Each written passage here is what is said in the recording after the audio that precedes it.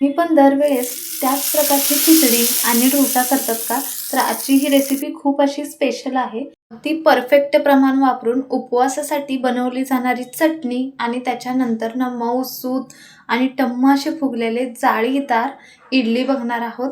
अगदी साधी सोपी रेसिपी आहे आणि कमी साहित्यात step by step video share केला, त्याच्यामुळे व्हिडिओ शेवटपर्यंत नक्की बघा. नमस्कार, टेस्ट आणि बेस्टमध्ये तुम्हा सर्वांचं स्वागत आहे. तर या ठिकाणी मी इथं 1 वाटी भगर घेतली. याला वरई पण म्हटलं जातं, म्हणजे पाव किलो वरई आहे. 1/4 कप म्हणजे अर्धा वाटीच्या निम्म साबुदाणा रात्रभर भिजवून ठेवलेला होता, तोच घेतलाय.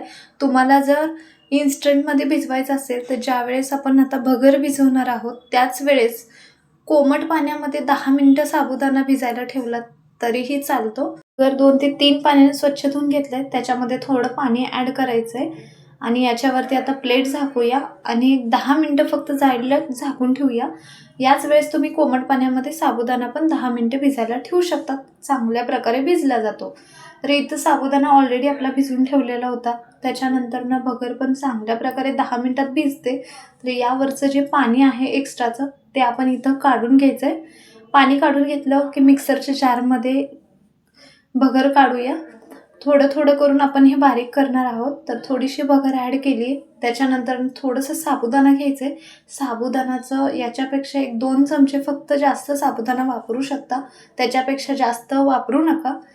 तर यामध्ये पाणी वगैरे ॲड केलेलं नाही. झाकण लावूया आणि पूर्णपणे जसं आपण इडलीसाठी वगैरे पीठ बारीक करतो, सेम त्याच प्रकारे एकदम बारीक असं पीठ केलेलं आहे. हे पातेल्यामध्ये काढून घेते आणि याच भांड्यामध्ये आपण जे राहिलेलं साबुदाणा आणि भगर आहे ते मी काढून घेतलंय. याच्यावरती झाकण लावूया आणि याची पण पूर्ण अशी बारीक पेस्ट करून घेऊया. तर इथं आपलं पीठ तयार झालेलं आहे. अगदी परफेक्ट असं प्रमाण आहे. 1 कप भगर, त्याच्यासाठी 1/4 कप म्हणजे अर्धा कपच्या निम्म साबुदाणा, 1/3 चमचा म्हणजे चवीनुसार मीठ टाकलेलं आहे. मिठाचं प्रमाण कमी जास्त करू शकता. याच्यामध्ये अर्धा चमचाला पण थोडंसं कमी सोडा घेतलाय. सर्व मिक्स करून घेऊया. जे काही साहित्य लागतं खाली डिस्क्रिप्शन बॉक्समध्ये पण देते, नक्की चेक करा, म्हणजे रेसिपी करताना इझी जाईल. तर आपलं पीठ तयार झालेलं आहे. हे 2 ते 3 मिनटं फक्त साईडला ठेवूया. इडलीचं स्टँड ठेवलं आहे, त्याच्यामध्ये साधारणतः 1.5 ग्लास पाणी टाकलेलं आहे. याच्यामध्ये अर्धा लिंबू पिळून टाकूया आणि हे लिंबू यामध्येच ठेवायचं आहे. लिंबू टाकल्याने भांडं जे आहे ते काळं होत नाही. तर हे आपण पाणी उकळायला ठेवलेलं आहे मीडियम गॅस करून. तोपर्यंत स्टँडला तेल लावून घ्यायचं आहे, म्हणजे इडली खाली चिटकणार नाही आहे. आपलं पीठ तयार झालं आहे. इडलीच्या भांड्यामध्ये पाणी उकळायला ठेवलं आहे. स्टँडला तेल पण लावून झालं आहे आणि जे आता आपण बॅटर तयार करून घेतलेलं आहे, एक पळी करून ह्या भांड्यामध्ये आपण हे पीठ सोडायचं आहे.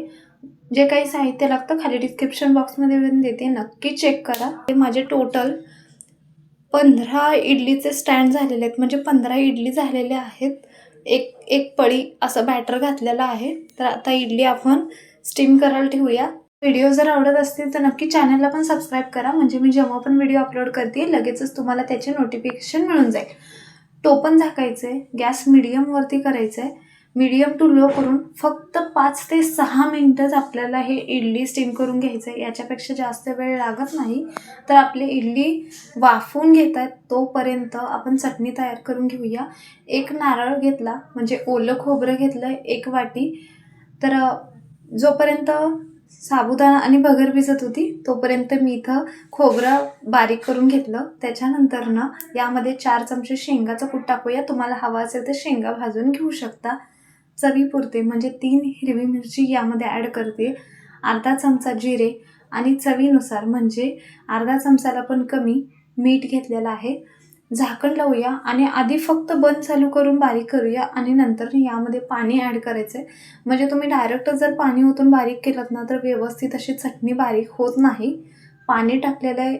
1 कप पाण्याचा वापर करणार, त्यातला अर्धा कप पाणी आत्ता वापरून अशा प्रकारे पूर्णपणे बारीक पेस्टसारखी चटणी तयार करून घेतली. बाकीचं अर्धा कप जे आहे ते आपण नंतरनं वापरणार आहोत.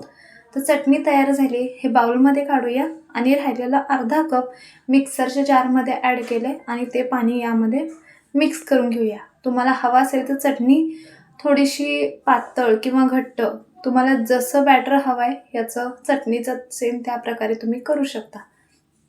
आता तडका देण्यासाठी कढई ठेवली, त्याच्यामध्ये मोठ्या चमच्याने 1 चमचा तेल टाकायचं आहे. तेल चांगलं गरम झालं की अर्धा चमचा जिरे टाकूया.